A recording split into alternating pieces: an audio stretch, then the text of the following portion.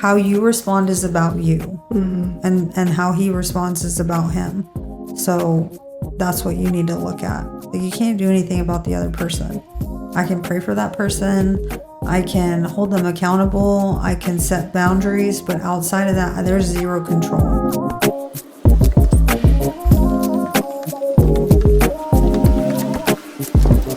This is the Atomic Souls Podcast. All right. Welcome to the Atomic Souls Podcast. Hi. Let's start with introductions. I'm Rachel Stein, owner of a bunch of things, serial entrepreneur, licensed therapist, LPC supervisor, LCDC, wife, mom, dog mom, daughter, sister, all the things. Yeah. Who are you? Hi, I'm Carrie, and mom, wife, all the things. I run Brightside Sober Living here in Austin, Texas. Yeah. And then supporter of everyone, all the things. Ascension, Awkward, Atomic Souls, whatever anybody needs me to do. Yeah. Mom of everyone. Cookie baker, bread baker. Yeah. Resident chef. Yeah. Yeah. Yes. Did you ever try her tacos? I did. We went over there and had them that one day. Actually, Yes. I think you were cooking something else. You made tacos just because I was for Mike. Yeah. and they were amazing. Yeah. Yes. Enchiladas. Yeah. Yeah, that was good. Yeah. Well, what you do a lot. Mm-hmm. You're mom to many. Yep. What's your story? Like, what got you into all of that? Like, all of the things that you do? I mean, I got sober. I think that was the start of it. I got sober at 23 and just kind of floundered around, I think, for a little while. And, you know, Scott and I have been together since 2006. I was 4 months sober. So, Wow. Yeah, everything, we just continue to grow together. Carrie, do you mind hitting the button on that fan to turn it off down there? Perfect. Did he noise. Yeah. Did he 13th step you?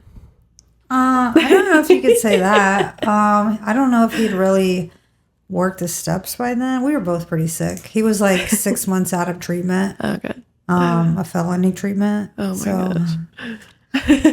You are both pretty new. Yeah. So, I don't think at the time he had worked the steps. Yeah. So I mean, did it together. Yeah, that's wild. And y'all are doing so much now. Mm-hmm. What in the early days, going back to that, what was the why? What were y'all holding on to? As in, what do you mean? What kept you going? I mean, that was how many years ago? 19. 19 years. So in November is when we met. It'll be 19 years. We've been married at the end of September. Will be 15 years. Yeah. So what kept us going is self-will. Yeah. Well, most people say self-will is not helpful. I think initially it really was we were just both sick, and kind of sick, the same sick. And it literally, by the grace of God, are we still together today? It's just every reason why we shouldn't be together was thrown at us, including self, causing our own problems, like they say in the program, we set the ball rolling. And so it's we shouldn't be together today, and if it weren't for God, I don't know the whole verse, but it's what God brings together, let no man separate. And I do believe our relationship is God inspired, because we shouldn't be together today, to the outside world. Yeah. When did y'all get into, y'all do church and God? Has that always been a thing for y'all, or when did y'all get into that? No, and it's not. I mean, okay. We've always believed in God. I don't, even from the beginning, I got sober at 23, so it was I knew that there was something out there keeping me alive, truly. A higher power. Right, a higher power.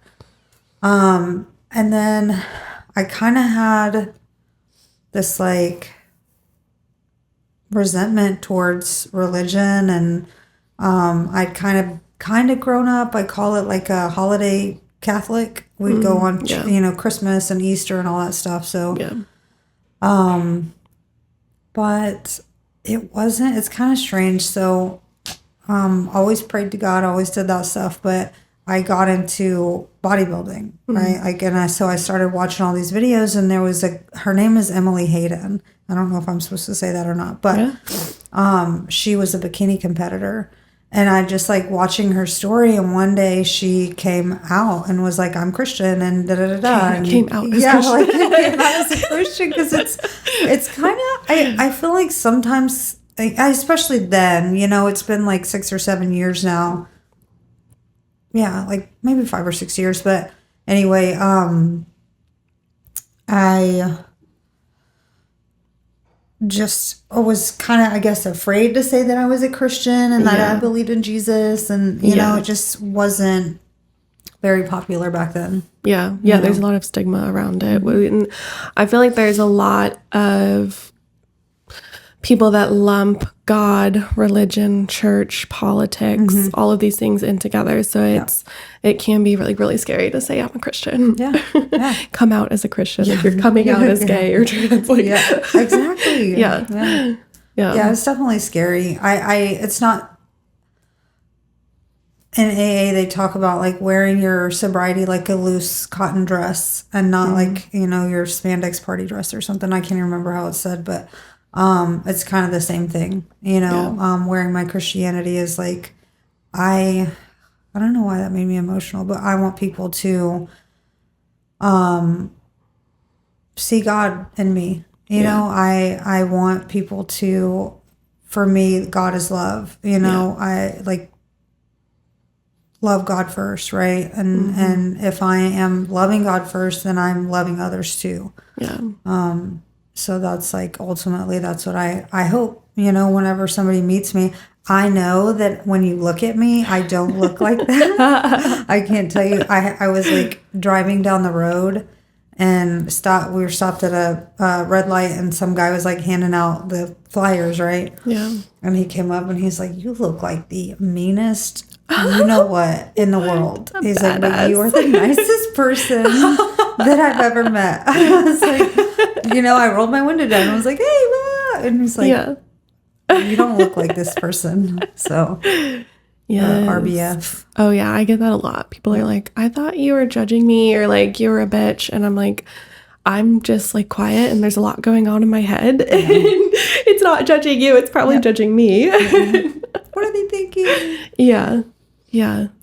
Was there a time where you like were unapproachable and like not showing like God's love?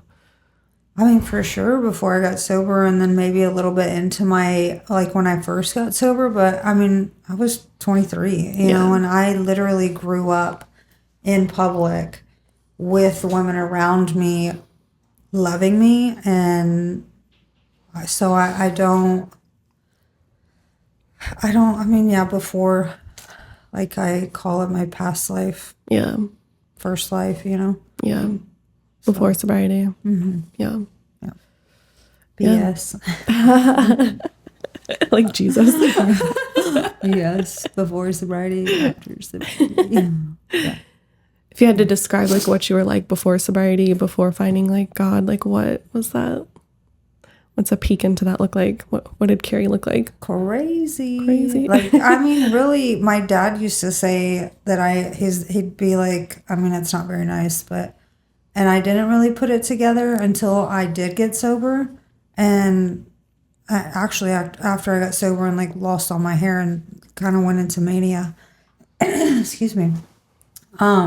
But he would tell me like, you need your BB stuck, because I would just be, everywhere all the time. And, very manic. Yeah. Even at a younger age. So, yeah, definitely the party girl. I didn't have. I had like my drug dealer's first girlfriend and a second girlfriend were my friends. Yeah. I couldn't get anything from women, and so I hung out with men all the time. Yeah. Just kind of like looking for some kind of like guidance or like Not even. I just needed somebody to pay my bills and give me a car. manipulating them. Yeah, very much. My first husband, I was 18. Like literally just turned maybe a month after I turned 18. Yeah. I got married, but we had been like, I guess I wouldn't say I was with him, but he wasn't with me. You know, like I was 14 and he was 18. It was, Yeah. and then I thought I was cool. Yeah. My boyfriend's 18. Like, great. And now you That's look at that. sickening. Yeah. Yeah. Wow. Yeah. So, Did y'all separate when you got sober or was that before? no, we were divorced. Wasn't that long before, because he had gone to prison after we separated, and we got our divorce was, he like hand wrote it while he was in prison, so it was free. Yeah. And then he got out of prison, and I took the guy I was with to the divorce hearing so that he would be like, oh, because the judge is like, are you sure you can't reconcile? And he's like, no. Like literally have somebody outside. Like, I'm not. Yeah. We're done. Yeah. So that was before I got sober. Yeah. But what triggered you to get sober? I was going to die. Like literally, I say literally a lot. I say like a lot. I learned in the first episode, everything is like what got you sober? Yeah. It's so hard to get off of that, but Yes. Have I said it a lot already? Yeah, if it was a drinking game, there would definitely be no sobriety. Don't drink. Maybe hit your vape every time I say like. Yeah, let's get nicotine poison. Maybe don't do that. So what triggered me to get sober? Yeah, like what was your rock bottom? It was, I had tried to, like I said, there's this the mania, the mental health. It was there before, and that's just who I was. Yeah. You know, it's just like, that's just who I am.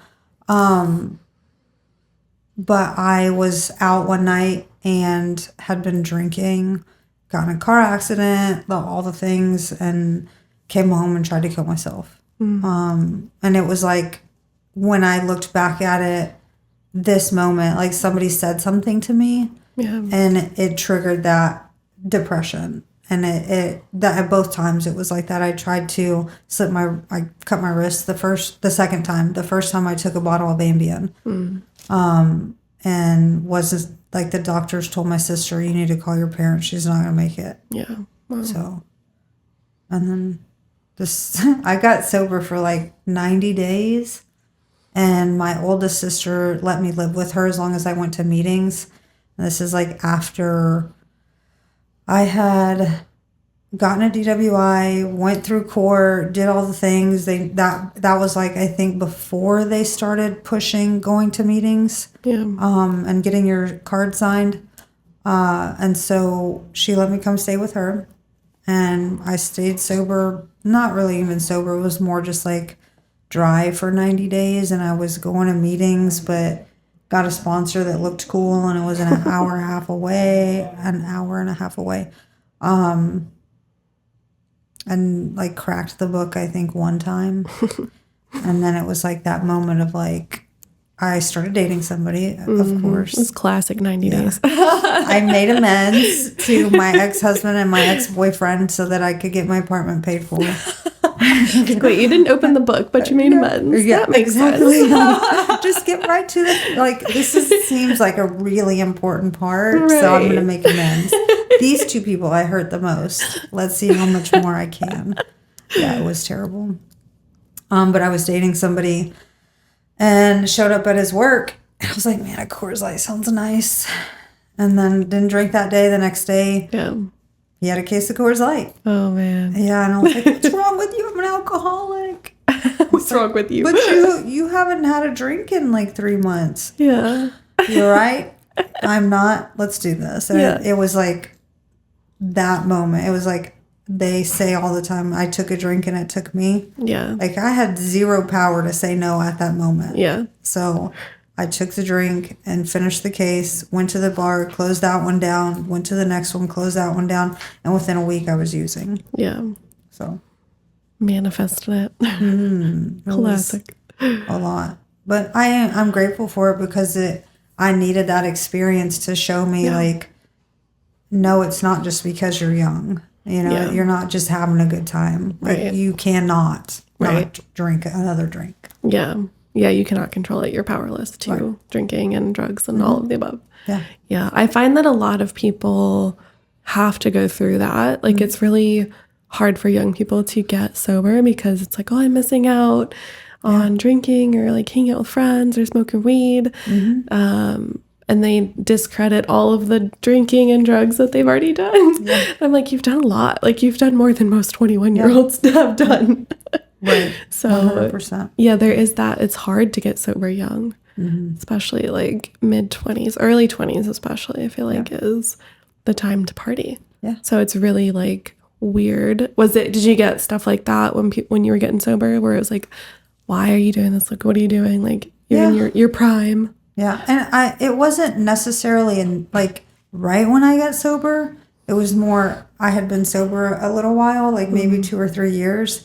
And I was waiting tables and they were like, come on and come hang out. I'm like, I don't drink, you know? And it's like, but maybe you're okay. Yeah. But maybe I'm not. Okay. I have an experience that shows me that it is not good. Yeah. So. Yeah. I feel like back then too, like people would pressure you to drink more, or at least like my experience was, it was like taboo to like say no if you were out drinking and to like shut down and like pace yourself. Like nowadays it's like more acceptable to be like, oh, I'm living the healthy lifestyle. Right.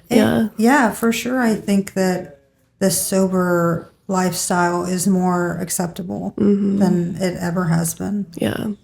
Yeah, I commend people like you and Scott who have, and Tracy, like y'all have so much time sober, and it's like, it was hard.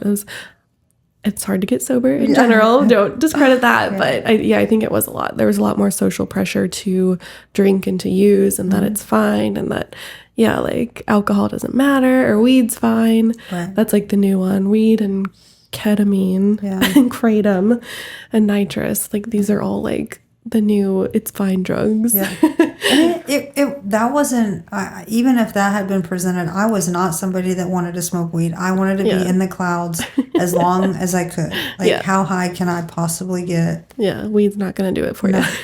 Like I took like Xanax one time and it, like got my car towed, and I was like, this is boring. Like this doesn't, like I fell asleep. It's not fun for me. That's like, I've done opiates for like surgeries and stuff, and that's how I feel. So I don't understand the high. I immediately fall asleep. No, I want to be high in the sky. Yeah. I can't even do that. My body's like, yep, nope. Yeah.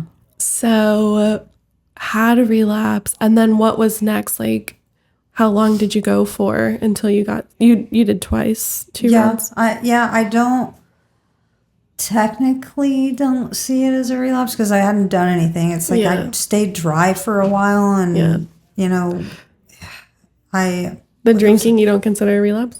It's not. I just don't consider it a relapse because I didn't do anything. Yeah. You know, it was like I just didn't drink for a little while, white knuckling it. Oh, you know what I mean? Yeah. Yeah. And then, like today, having gone through true sobriety, all 12 steps and sponsoring, and I would definitely, you know, I didn't take anything really when I the first time I tried to do it. So, but it was like maybe 30 days. Yeah. And I mean, it was that fast for me, which is, like I said, I'm grateful that I had that experience because I drank within a week I was using. Within that week, I packed up the apartment that I had accumulated from staying sober for 90 days. Yeah. Left the guy. I'm not from here. I'm from like right outside of Houston. Okay. And so I came to Austin to party the first time and then back the second time and found myself in treatment. Yeah. The guy I was dating at the time was like, I had gotten in a car accident, had just gotten back out of the hospital, and then I was like, what do I do? And I called him, and he's like, call intergroup, go to a meeting. Mm-hmm. So that's when I found my home group at the time and walked in, and it was a candlelight meeting, and it was dark and smoky. It was in like a back room of the Howard Johnson that's not even there anymore. Very vibey. It's like, it was creepy. I took one of the girls that lived at my sober house. I took her with me one time. Yeah. And before Scott's sponsor had passed, it was like pretty new, but he was driving us to the meeting, and it's 11 o'clock at night, and we're going around to this, and I just hear in the back seat, Carrie? It's fine, I promise. Is this safe? There's a meeting, I promise. Are we about to relapse? Yeah. What's going on? Yeah. That's so great. Yeah. And ever since then, I felt like God had just picked up my sponsor and put her in that meeting, and she suggested that I go to Austin Recovery, and that I all of it I know is God. Right. Yeah. There's no reason why I should have gotten in that day. Right. I always say, like, they sat me down and asked me all the questions, and it was like, she was like, what happened to your wrist? And that was the time I had slit my wrist. Yeah. And I was like, I cut my wrist, but it's fine. It's not that bad. I didn't get very deep. Yeah. And she was just like, I'll be right back. I like walked out and came back. It's fine. It's normal. It's not that deep. It's not that bad. Yeah. She's like, okay. She's admitted today. Yeah, you don't leave. Come on Please back. stay. Yeah. Yeah. And Austin Recovery, that was like its probably prime time peak recovery. It was at Cross Park when I went. That's awesome. I feel pretty blessed to have been able to have somewhere to even go. Yeah. Because I didn't have insurance, I didn't have money, and my parents don't have money. Like, it was like, if it's not free, I can't go. Right. So. Yeah.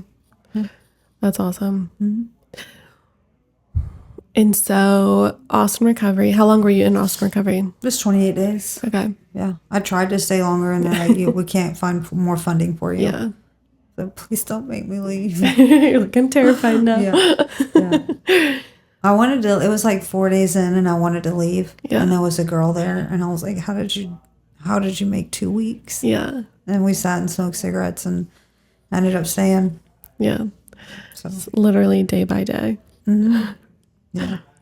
I'd be really curious to hear more about how you got to the point you are now with the fitness stuff, because you have like the most absurdly high discipline that I've ever seen. Like, it's an unachievable level in my mind. Yeah. And it's really inspiring. So I'd love to hear like how you went from that past to where you are today with that amount of discipline.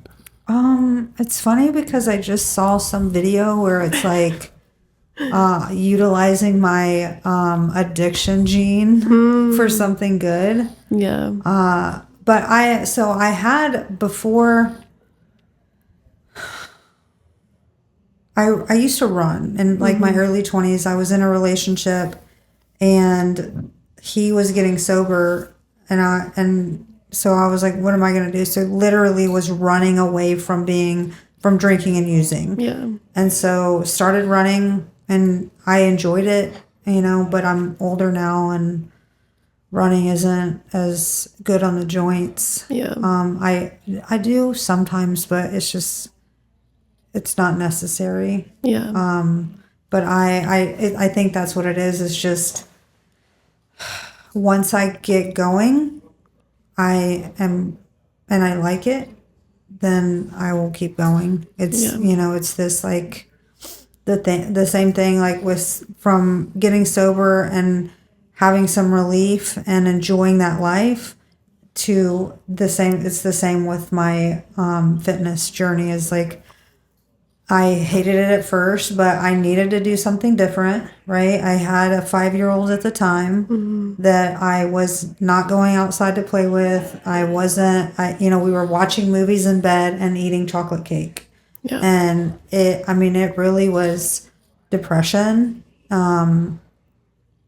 It was like right after I lost all my hair. I have alopecia, but it went through a phase of like every hair on my body. I was completely bald, no eyebrows, no eyelashes. And so I got super depressed. Yeah. They put me on medication, sent me into mania. And then I came off medications with my doctor. Because I didn't like the way they were making me feel. Yeah, mania is not the solution for depression. Right. It's like, they like adjusted my medication and it just wasn't, I didn't feel like myself, Yeah, and I've know tried that that's, as well. Yeah.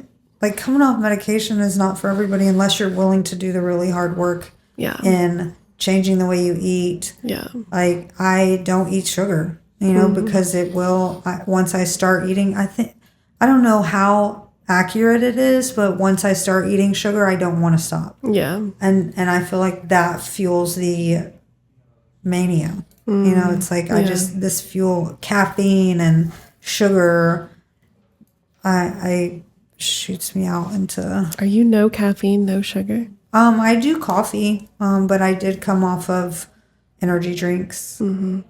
It's been 12 weeks or so.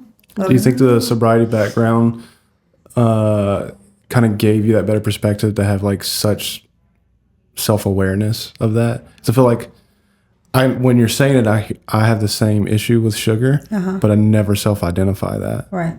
Yeah. For sure. I think that like knowing that about myself when it comes to my alcoholism and addiction, it's I can see it, right? Once I got out of it and took a look at it, I was like, it's literally the same reaction as when I take a drink. I don't want to stop. And I'm not going to like go to the extremes I did before I got, like when I was using. Like, right. Yeah. But also it's like it's kind of like making your weakness your strength in that, like, we refer to addiction as a disease. So it's like you're a victim of it. Right. But that ability to hyperfixate on something when it's channeled in a positive manner becomes the superpower that allows you to have that discipline. Right. Yeah. And I think all of my, like, there's definitely some like ADD tendencies and the mania, like, I don't know if it's wrong or not, but I feel like those are superpowers for me. Yeah. If I can use my powers for good, right, then I can channel it into the fitness aspect, the parent aspect, even my sobriety, I can channel into that as well. Yeah. We're working on that with the food and the screens and how do we minimize that? Yeah. Maybe we need like a full detox and man, I even like with Lily, she's 2 different kids when she has her phone and when she doesn't. Yeah. So it's hard to give it back. Like the more screen time Harley has, the more like grumpy and fussy she is. Yeah. The more screen time I have, I'm like comparing myself to everyone and everything. Yes. It's the older I get, I think the better I am about it.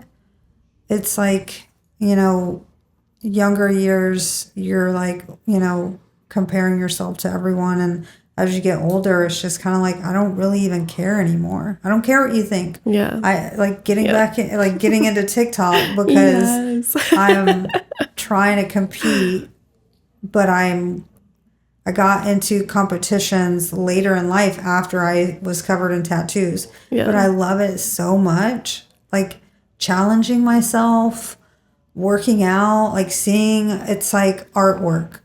Seeing what I can do to my body through working out is one of the biggest things I think that pushes me is like I see the difference. You can see the progress. Yeah. Yeah. And it's just, I don't care. I don't care if I'm not going to place well. I want to place better, but I also don't care because I love it so much. You just enjoy it. Mm-hmm. Yeah. I was going to ask like what keeps you going? Because like for me, I'll be like, make every excuse in the book. Like, oh, I'm exhausted. Oh, they don't have childcare. Oh, this, oh, that. Or, oh, it's just one, like, burger. Like, you will go out to eat with us and, like, not eat, like, eat your own meal. Like, very dedicated to that. Is it, like, what is it? Is it the, like, that you're seeing progress? Like, yeah. How do you do that? Because it's what's more important. Right? Yeah. I heard a long time ago, there's this guy, I wish I could remember his name, but he said, the winning is more fun than fun is fun. Right? And so if you take that into your food, I could eat this burger now, but is that going to get me to the goal I want? And the goal I want is to get better. Like, I always, each show I've done, I have a video from my very first posing from my very first show. Yeah. It makes me laugh out loud how terrible it is. And so it's that, like, from that first show to this last show, I have shown up better every single time. Yeah. And I want to continue to get better and better each time. You know, it's just, I have a goal. My coach always says, what's your why? When I start, like, getting into this, like, mental, I don't know if I'm good enough, I'm too old, I have a tattoo, you know, she's like, what's your why? Yeah. Every single time. What is your why? I can't even remember the whole thing now, but I read a book and it talked about having, like, your mission statement, a personal mission statement. It's like, one day at a time, one weight at a time. I can't remember it, but it's my why is not just for me, right? I have a 12-year-old, but there's other people in my life that have told me, like, you're an inspiration. Yeah. Right? So it's like, for me, for you, for them, for everyone. If I can do it, anybody can do it. You know, I was miserable, like, super depressed.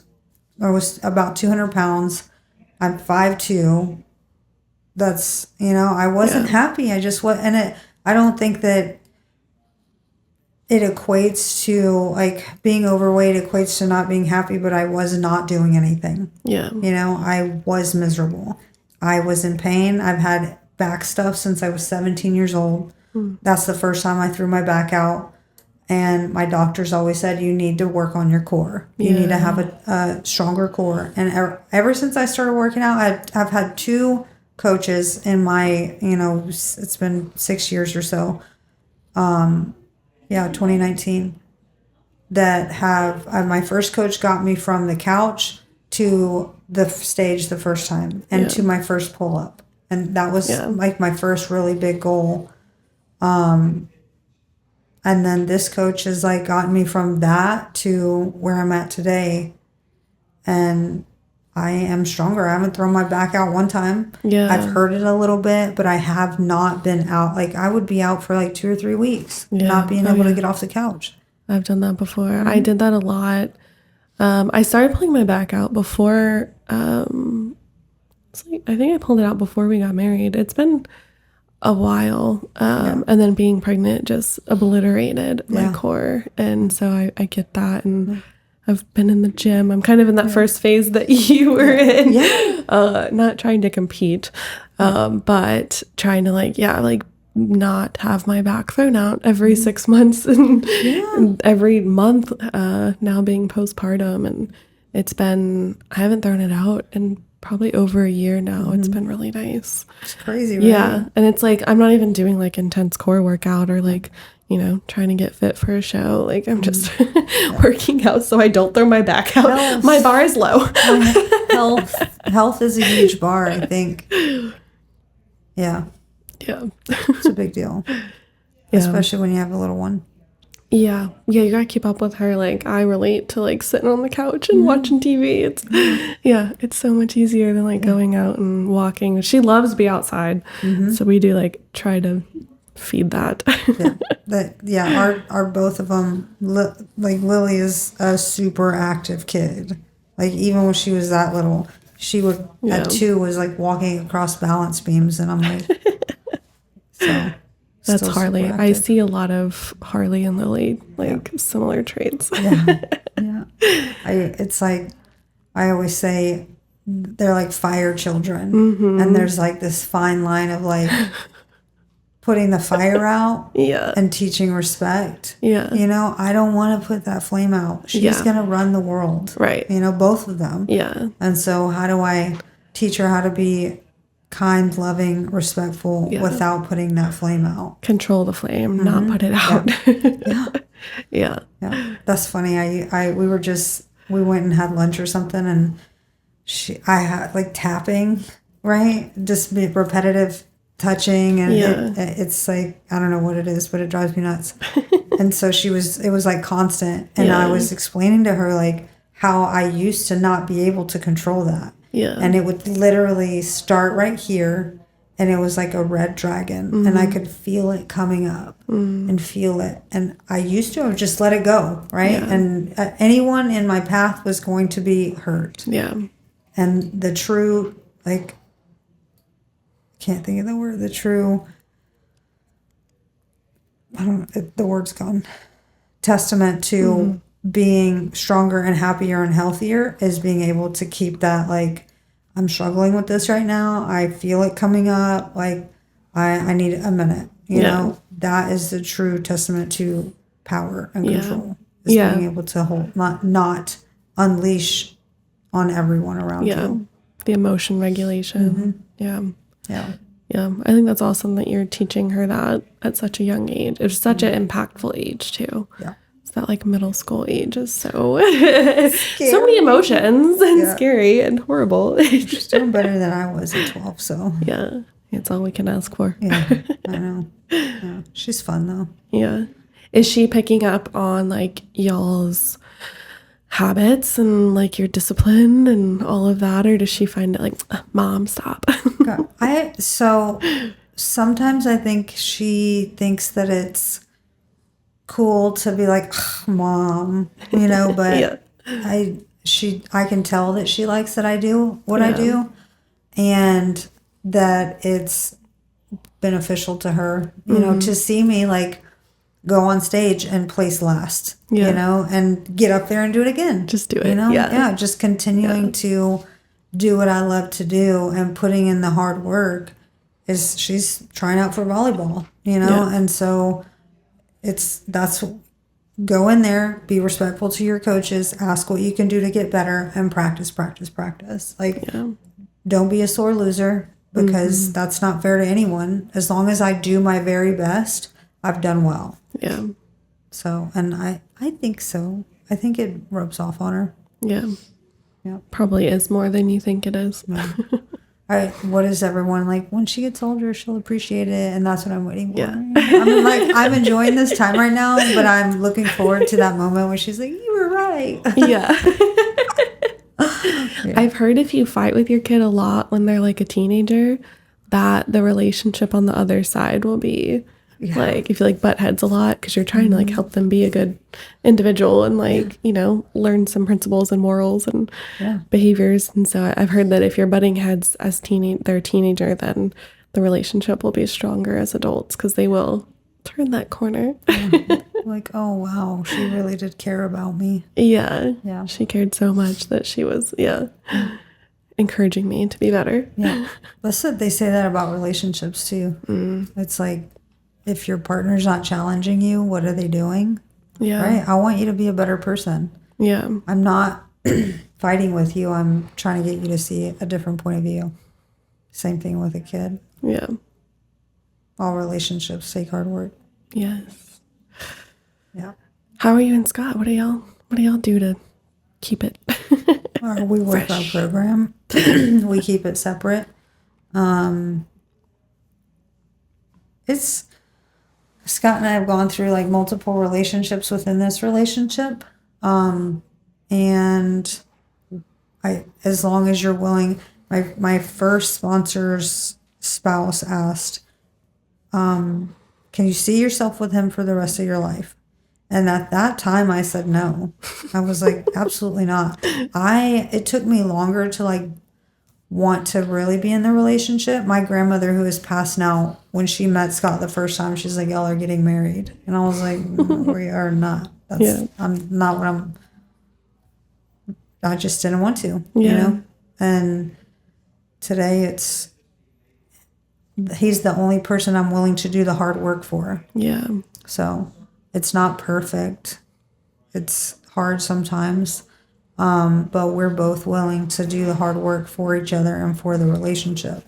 Yeah. So I'm really, it's like we work our program. We, if we're angry or resentful, we do the steps on it. We call our sponsors and they tell us, how selfish and self-centered we are, which is necessary. Yeah. Like, you're being selfish right now. Like, I hate that my sponsor likes you. She likes Scott. So getting feedback on like your part in it. Mm-hmm. Yeah. Yeah, which is always like, she tells me all the time, it's like, how you respond is about you. Mm-hmm. And how he responds is about him. So that's what you need to look at. Like, you can't do anything about the other person. I can pray for that person. I can hold them accountable. I can set boundaries. But outside of that, there's zero control. And Tracy always says all the time, like, you can't manage and control anything, right? You just make a mess out of it. Yeah. Which is 12-step stuff, but yeah. It's all just working the steps. Yeah. What do y'all do to like make time for each other? Because y'all do a lot. Like, y'all run multiple businesses. You got kiddos. You got school schedule. You got your gym schedule. Your all that stuff. Yeah. Like today, we could have gone and done separate things. Like, I have stuff I need to do over here and he has stuff he needs to do over there. And it's just, hey, let's hang out together. Yeah. Sometimes it's being in the car together and having those few moments of, we live in Round Rock. So from Round Rock to here is 30 minutes of chill time and being able to talk. And then we can go eat. And like last night, we dropped Lily off at Student Services at Gateway. And we went to go eat, Yeah. So finding like the pockets of time that y'all can do life together. Yeah. We definitely get along better the more time we, like, probably a few years ago, maybe 3 or 4 years ago, we were not spending very much time together and we were kind of bickering all the time. And, it just wasn't, we're not used to being together when we were together, right? Because he was in Mississippi for a week and I stayed here for Lily and we just weren't spending time together. And the more time we spend together, the better we do together. So now he doesn't go as much, which probably needs to go a little more, but it's hard to, like, once you get in that rhythm of being at home to not being with your family for a week, he struggles with it. Yeah. So it's hard. We had our church did a sermon this week that was about like with service or like with like, I guess it'd be like service with your family. Like there's always a sacrifice. And so like you're like, what are you sacrificing? Like time with family or social life or like it sounds like he's sacrificing time in Mississippi. Like it's like you have to kind of choose those sacrifices and stuck out to me because with every like choice or like whatever you're doing, you're sacrificing something. So it sounds like y'all are prioritizing time together, family time. We don't hang out really with anybody if a lot. Like Scott plays golf, I have the gym. That's like we have a life together but all do have that separateness, right? So we have that time, but then we just hang out together all the time. We're always together. Like, our friends are, outside of golf and the gym activities. We're together. I don't have a whole bunch of friends. I have some good friends, you know? Yeah. So, yeah, you got to sacrifice. What's more important is always the question. Yeah. Yeah. That's what Mike, early on in the business stuff, he's like, you're going to have to sacrifice something. And it was social life. It was like, like the easiest one, unfortunately, to cut off. But definitely like leaning into like growing the business and like relationships within the business, like you and Scott and hanging out as family. And I love that y'all are like, let's go on a date night and we're bringing the kids. It's a whole family night. We spend lots of time together. I have to spend the rest of my life with that man. I need that relationship needs to be the best ever. Even I think it stung a little with Lily. I was like, I love you. I would die for you. I would take a bullet for you. But this is my husband. You're going to leave me. You're going to go off and you're going to find your own husband. You're going to have kids. Maybe not, whatever you want to do, right? You're going to go live a life. This is it. It's us two until the end. Literally. Yeah. Until the end. I go, you're going. Just kidding. So that's a good perspective because a lot of people will put their kid first before it all. So it's like, till the end with. Yeah. You're gonna leave me, and I'm gonna be sad. I saw a video on this lady. It was like I ran into this guy that I knew, and blah blah blah. We talked and had a conversation, and we went our separate ways and got in our separate cars. And it's weird not getting in the car with my son. Geez, that's the hardest part is having grown-up kids. Yeah, I thought about that. So I went to Louisiana for a funeral, extended family member, and my mom was like, it hasn't been the core of our family, my parents and my brother and I, in like 15 years, like just us hanging out. Like I think I was like 18. And then there were some family members that I hadn't seen for 20 years. Yeah. It was like wild. And it made me think about like Harley and like how one day she will have her own family. Because the family I hadn't seen in 20 years, they're like, whoa, you were 14 when we saw you. Like, this is crazy. You have you have 2 college degrees and a family and businesses. Like, what? You were just 14. I know. And so like I was thinking about Harley and I was like, oh my gosh, like one day that's going to be her. It's wild to think about. Very. Yeah. When it's like not a stranger, but like they're not. You're not going home with me. Yeah. They're not in your house. Yeah. They're not on the couch with you, taking walks with you. Right. Let's play video games, Dad. Yeah. That's why you got to work on your relationship. Yeah. Because he ain't going nowhere. Till the end. You hear that? You're not going nowhere. I'm not. He's like, I'm not. Yeah. Well, did you have any other questions? I didn't. Well, that's like the perfect timing too. But I did really enjoy your perspective on marriage. I thought it was phenomenal. So thanks. Yeah. Good episode. Thanks for talking. Thanks for having me.